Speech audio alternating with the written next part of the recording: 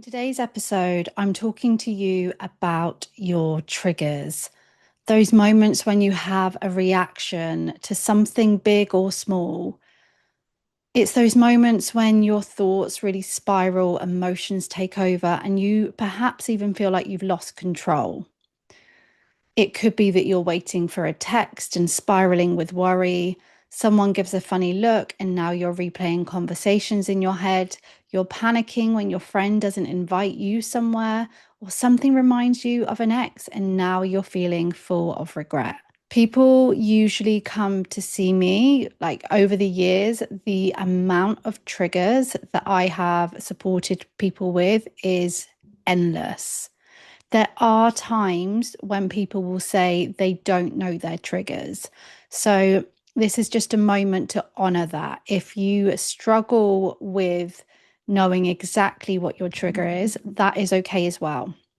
This episode is for you if you feel trapped in the same loops over and over. You keep replaying the same patterns.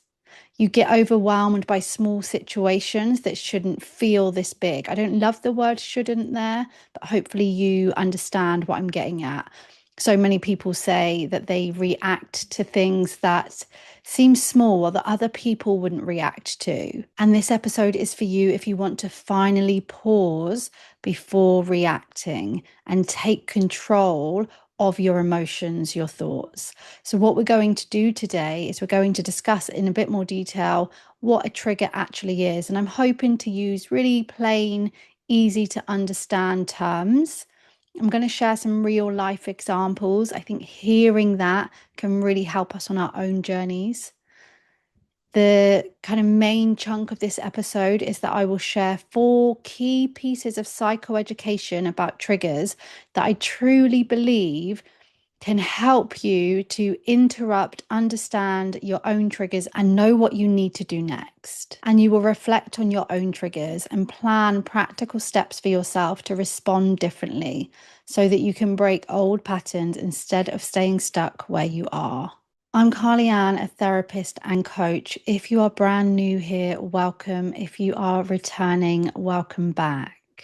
I work with people primarily using a 5-step therapy framework to help you to first understand your difficulties, to understand what keeps you stuck, what maintains the difficulty in the cycle. And then, of course, we use that understanding to interrupt and break the cycle.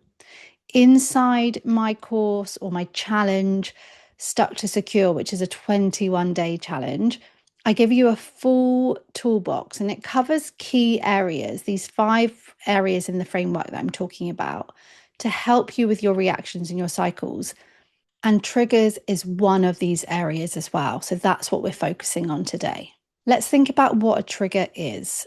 Simply put, a trigger is anything that sparks a strong reaction within you.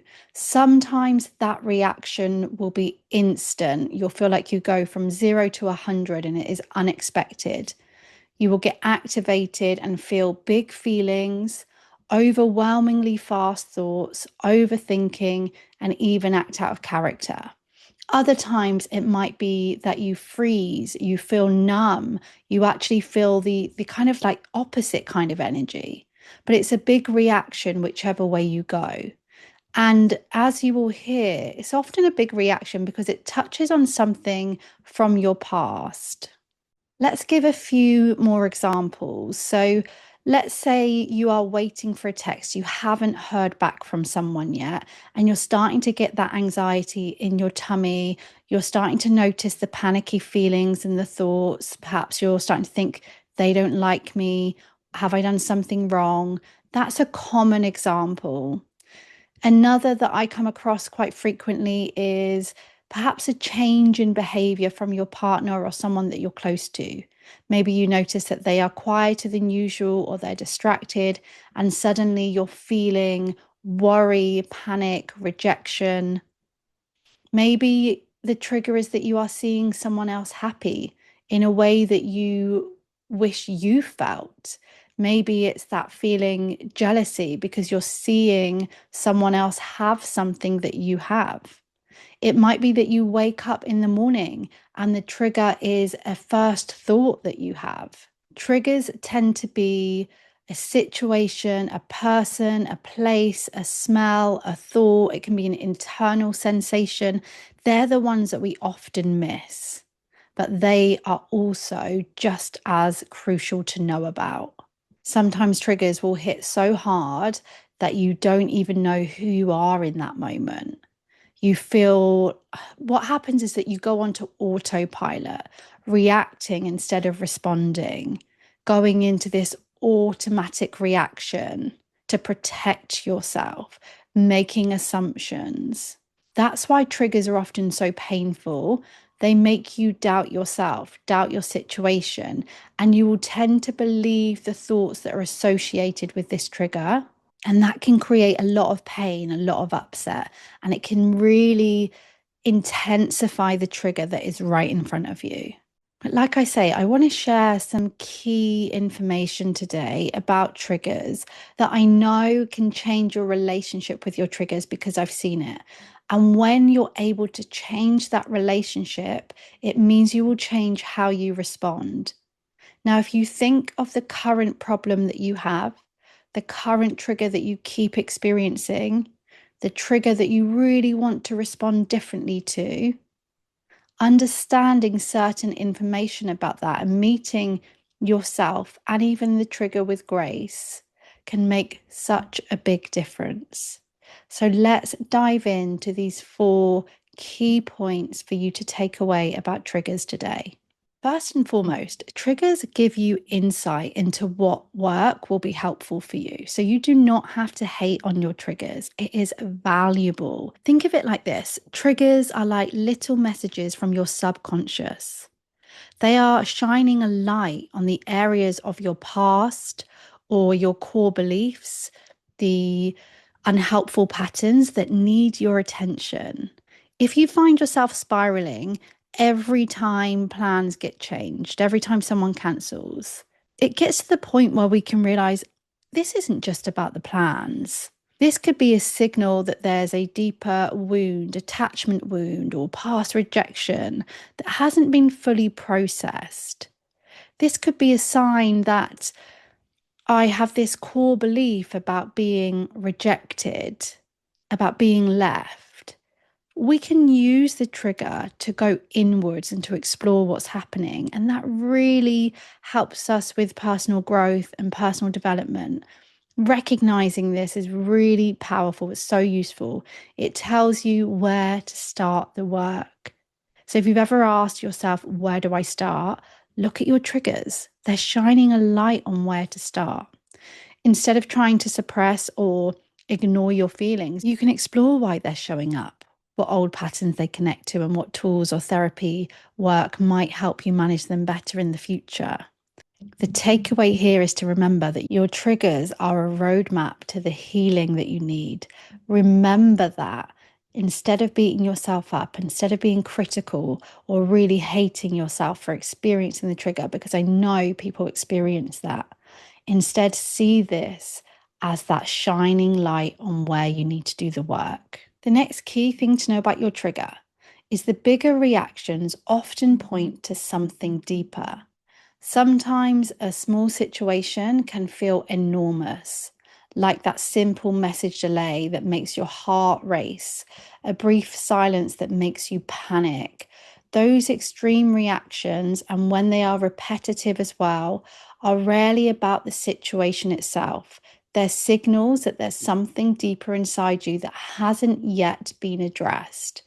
A bigger reaction can point to an old belief, fear, or wound that has been carried forward from your past. For example, if a friend doesn't reply right away and you immediately feel unworthy or abandoned, that reaction isn't just about the friend. It's about a deeper story that your mind is creating in this moment and that you're learning to repeat. Recognizing the intensity of your reactions to certain triggers gives you a chance to go deeper and heal the root instead of just managing surface level behaviors. So not only are the triggers this sign to work on something and where to work on it, it's often this sign that it's probably something deep in your past and subconscious. The third point that I love to make people aware of is that being aware of your triggers is powerful for creating change. Awareness is your first step to freedom.